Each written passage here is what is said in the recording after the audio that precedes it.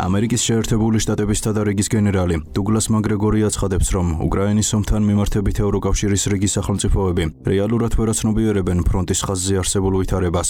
მაკგრეგორის თქმით, საფრანგეთისა და ბრიტანეთის იდეა, რომ უკრაინაში ევროპელი სამხედროები გაგზავნონ, ვითარების ესკალაციას გამოიწვევს. ამერიკელი გენერალი ირწმუნება, რომ ამ საკითხს ფრანგულ არმიაში დაპირისპირება მოხდა. მაკგრეგორი მიიჩნევს, რომ თუ უკრაინაში ცეცხლის სწრაფად არ შეწყდება, რუსეთის საბოლოო მოქმედებების არეალს გააფართოვებს და შესაძლოა კიევზეც წამოიწყოს შეტევა. მე საუბარი მაქვს გლობალისტთა კლასზე, პოლიტიკურ ელიტაზე ბერლინში, პარიზსა და ლონდონში. მათთვის რეალობა არაფერს ნიშნავს, გნებავთ ლოგიკა, არც რაციონალური ნაბიჯების გადადგმა.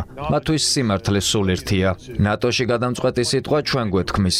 ევროპაშიც. ევროპელები ბევრს არაფერს წარმოადგენენ. ბევრმა არ იცის, რომ ფრანგულ არმიაში ჩუმი ჯანყია. ბევრი ოფიცერი აპროტესტებს დასავლეთ უკრაინაში ჯარების გადასროლის მაკრონისეულ იდეას. ამ საკითხთან დაკავშირებით ფრანგულ პარლამენტში დებატებიც გაიმართა.